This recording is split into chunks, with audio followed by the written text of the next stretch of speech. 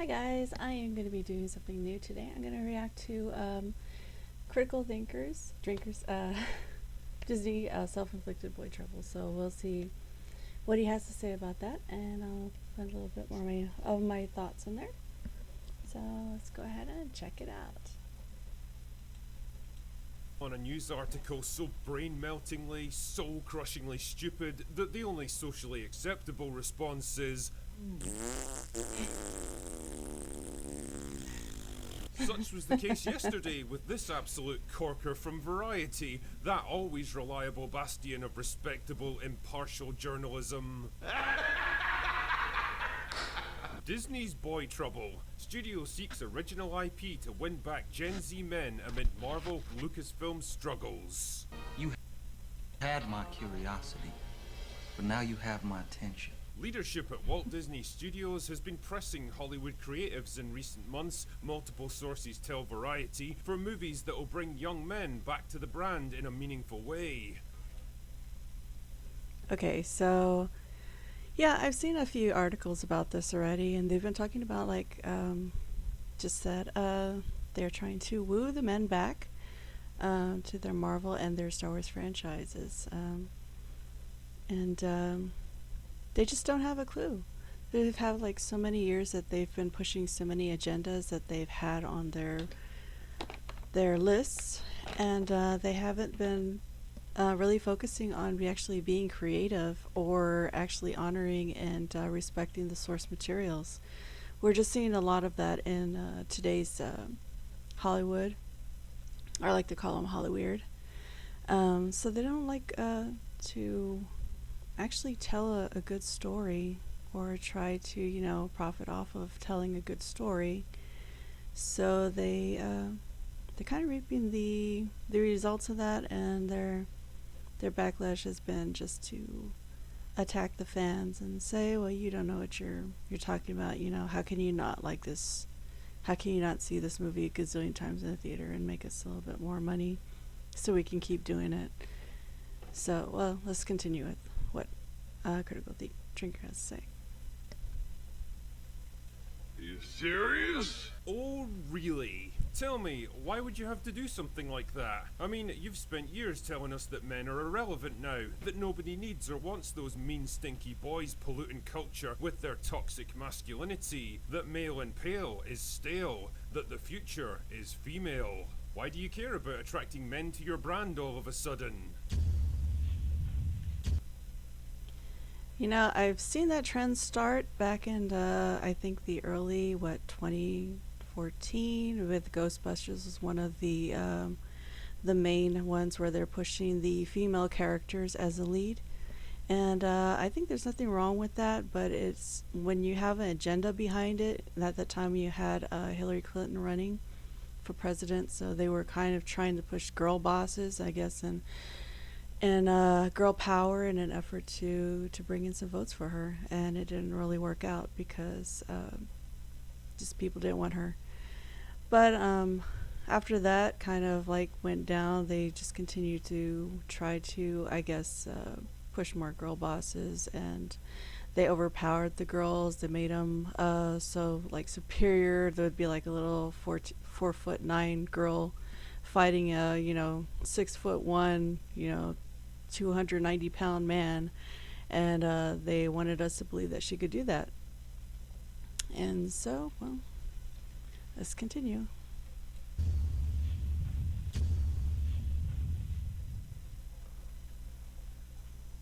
Fuck. And therein lies the rub, dear viewer. You might utterly despise men and everything they represent, but when it comes to that increasingly uncomfortable meeting with the accountants every few months, well, it turns out that you kind of need them. Especially young men, who seem to be quite a powerful demographic these days. Let's see what else this stunning and brave article has to say, shall we? Numerous studies show that Gen Z men in particular are a lonely, gaming-obsessed group who were hampered in their formative years by COVID-19 lockdowns. Oh, come on! Okay, I'm gonna stop you right there before this journalistic retardation goes any further. Let's be clear about one thing. Young men were not hampered in their formative years by the lockdowns, or the patriarchy, or global warming, or social injustice, or any of the other bullshit excuses you're gonna try to throw in to obfuscate the truth. They were hampered by an entertainment media complex that spent most of the past decade systematically trying to obliterate them from modern culture. They've been berated, insulted, deconstructed, mocked, lectured, misrepresented, gaslit into believing their every natural instinct was wrong and evil, and simultaneously labelled as useless and irrelevant, but also somehow the cause of every negative thing that ever happens in the world, depending on which explanation is most expedient. I'm so fucking tired. I thought I just needed a night's sleep, but it's more than that. And every single time they've dared to defend themselves or push back in this completely one-sided war, they've been dismissed as sexist, misogynistic idiots and bullied or attacked into silence. Is it really that much of a surprise that after all of this, after realizing the deck is so hopelessly stacked against them that not only can they never be allowed to win, but they'll be actively punished for even trying in the first place, they finally decided, fuck it, I'm just not playing anymore. And they hit back with the most powerful weapon left in their arsenal, their wallets. Exactly. They're not buying the games, they're not getting the numbers that they want. It's because men are tired of being, I would say, just being like exactly what Critical was saying. Kind of pushed aside like you're really nobody, and girl power, and if you don't like it, then don't watch your stuff. And so they didn't, and they got mad because men did that. So, and young men and women like me that kind of saw that agenda going on and didn't believe that just the fantasy that they've been trying to push on us as women and just divide us against men, and I didn't fall for that stuff. And I got tired of it. I got really bored with the storylines and with these women, like I said, being overpowered, not going through really anything, and then they're just oppressed, and they're just superpower divas. And it just got really old really fast for me, at least. So I didn't put any money towards that stuff either. It's just they don't want me as a viewer. They don't want men as viewers. They just so we just didn't spend the money on it, and particularly men didn't spend the money on that. If companies like Disney decide to use their platform to beat young men over the head with the message that everything male is inherently bad, then I guess young men just won't watch their stuff anymore. It's not exactly rocket science, but holy fuck, this article and others like it will explore every possible explanation except the simplest and most obvious one. And I think we know why. It actually kind of reminds me of all those articles cropping up on feminist websites these days decrying the lack of male attention after those very same sites spent years complaining about men being too forward, too assertive, too interested, too creepy, and gosh darn it, why can't they just leave us all alone? Gee, I wonder why they're not interested in dating anymore. It's a total mystery to me too, ladies. The irony is that Disney already had access to some of the biggest and most successful male-focused brands in history. And yes, both Star Wars and Marvel were decidedly male brands. That doesn't mean the ladies couldn't enjoy them too, and many did in fact, but if I had to choose Yes, we did. We like our strong men represented on the big screen. We do like strong women too, but that are not overrepresented or represented in a way that's not exactly very, realistic. And I grew up with, in the 80s, as a kid, we saw Sigourney Weaver in Aliens, and we saw these strong women like Princess Leia. It's one of the movies that I watched over and over as a little girl, and I like Princess Leia. And as soon as Padme was in the new in the prequels for Star Wars, I love Padme. She's one of my favorite characters. In fact, I have a collection of a lot of her dolls. But she wasn't just. She was a mother. She was a wife. But she was a strong woman. She was a senator. She was very level-headed in a way, well, when it did come to Anakin. But yeah, I saw these strong women. I thought they're really cool, and I like those characters. Is a gender most likely to gravitate towards a franchise about space battles, adventure, ships and technology, heroism and epic struggles for the fate of the universe? Yeah, it's gonna be men. And that right there is perfectly okay. Men are allowed to have stuff that they like, and a lot of the time, that stuff is going to be quite different from what women like. The problem is that only one side is ever expected to compromise and make concessions to accommodate the other, and I'll give you a little hint here. It's not women. Like, could you imagine for 1 second if they did a reboot of Sex and the City? Sorry, wait, another reboot. Only this time half the female characters were gender swapped, the glamour and sophistication of the New York social scene was replaced with muscle cars and guns and girls in bikinis, and every Well, for one thing, I didn't watch that show. I didn't really like that show, anyways. And I don't traditionally like rom-coms and what girly shows. I did like the boy stuff. I liked watching Transformers, well, Beast Wars, and I liked watching X-Men and watching the Batman show animated series growing up. So I liked a lot of the boy stuff, and there was some female characters in there like Batgirl. There was Rogue. There was some romance in there, but I didn't have to have representation, in those shows for me to like them. I liked them because of the stories, and it didn't matter what the gender of the character was or like what their ethnicity was. It's just a really cool story. I liked Spawn. I liked Blade. Yeah, I grew up watching. I read Ultimate Spider-Man was actually the one that inspired me to do my own comic book, which you can find on Webtoons.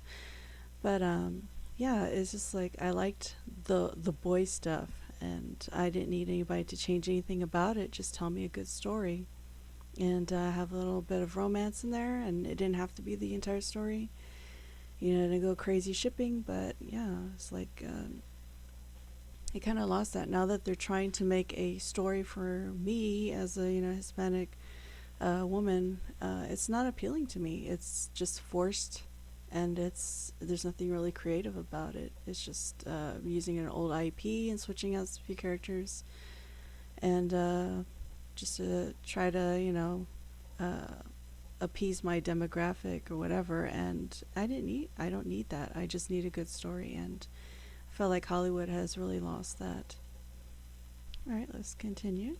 The episode had to include some tedious subtext about how difficult modern life is for men to navigate. I don't think it would go down very well. But there seems to be this weird cultural taboo around the idea of male-focused anything now, like catering specifically to men as a demographic is some moral crime that has to be addressed and corrected, instead of a smart and logical business decision from a company that should be all about giving the customer what they want. In the case of those male-oriented franchise that used to be a license to print money because they used to understand their customers, the problem wasn't just the clunky attempts to court a female audience with a sudden influx of pandering, poorly written girl bosses who could magically do anything and were always right about everything. Even women hated that shit because they were more than smart enough to see right through it. No, the bigger problem was the active sabotage, marginalization, destruction, and outright pussification of the male characters to make way for them. I've been over this kind of thing a million times before, so I'm not going to bore you with all the examples like Han,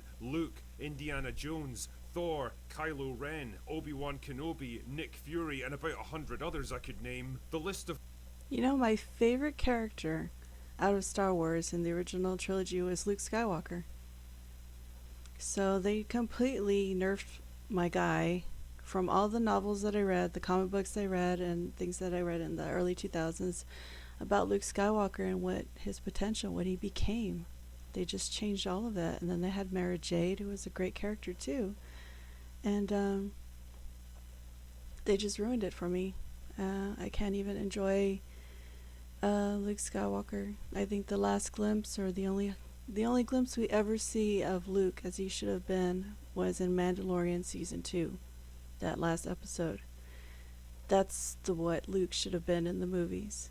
It's really sad that they didn't keep that going, just because they wanted to push their agenda.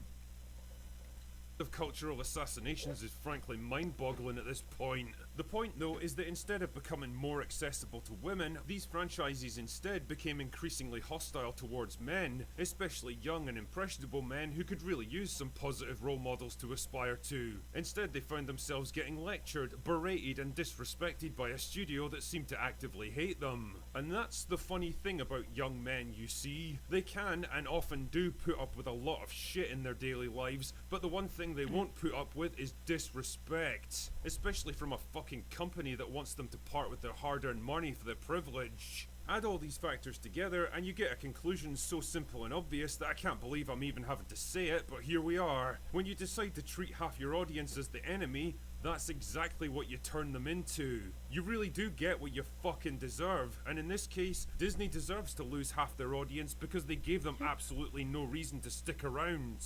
But you know what? Rather than signing off with some smarmy little fuck you, I want to pull something positive out of this situation, because it seems like even Disney are beginning to acknowledge how badly they've done wrong. Yeah, the admission's only been forced grudgingly out of them by sheer financial necessity, but it's something at least. And never let it be said that the drinker doesn't offer a helping hand to those in need. So if I could offer a few pieces of advice, speaking as someone of the male persuasion here, I'd say they have to come to terms with a few realities about their situation. The first reality is that not everything you make can appeal to everyone, and nor should you try. Movies like Barbie and Top Gun Maverick are proof that when you target a specific audience and give them exactly what they want, without trying to dilute it down in the hopes of appealing to an even bigger market, you can and will make an absolute fortune. The second reality is that any project revolving around adventure, science fiction, action or technology, like say, I don't know, Star Wars and Marvel, is probably gonna skew male. I don't know what to tell you, man, but men and women tend to be interested in different things, and no amount of social conditioning or deconstruction is ever gonna change that. And if they're your two biggest franchises that you probably want to resurrect and get profitable again, then you're gonna have to accept that your primary demographic is men, and cater the content accordingly. The third reality is that you need to bring back masculine heroes if you want to get a male audience back. And I'm not talking about the safe, feminized, corporate-approved Pedro Pascal brand of masculinity that's basically just a woman with a moustache, but the actual male archetype of masculinity that's been practically outlawed in modern media. Okay, so I don't have time to go through the rest of it, but I do agree with him. They definitely need to get the message that it's not the audience's fault that they are not making a profit, it's their fault. It's your fault, Hollywood. You did this to yourself. You have turned your back on the demographic that you should have been targeting and appeasing, and you didn't need to change things for me to like it. I liked Spider-Man as it was. I liked Batman Begins. I liked those characters. I like the male characters. I have Nightwings and Robins in the back there because I like Nightwing and Robin. So I didn't need any of that to go on board. Just tell a good story, and I promise you that people will go to see that movie if it's a good story to them. So yeah, so I just wanted to do a little commentary on this subject. I know I'm not male, but I mean, I do feel for it. My big brother, he hasn't been too excited about a lot of movies that he used to be really excited about. And it's kind of sad to see, even, going to see Jurassic Park, which is his ultimate favorite, theme of movies and series and everything. He's just been disappointed in the past two. He's wanted to like them so much, but he's wanted to like Star Wars and Star Trek and everything else a lot, but it's just been so far and few between where I've actually told a story from. But anyways, I just wanted to do a little commentary on that. I thank you guys for tuning in. I do gaming daily. You can watch me on YouTube right here, and you can also find a link to my book on Amazon called Project 7. The 7 is a Roman numeral, and it is a sci-fi book starring David Ryder, who is kidnapped, experimented on, and becomes like a vampire hybrid. He fights these werewolves out that have been re-released in his effort to take down the ones who did this to him. So you can find that on Amazon today. But I thank you guys for tuning in, and I hope that you will consider subscribing to my channel. and drop a like. And thank you guys. Bye.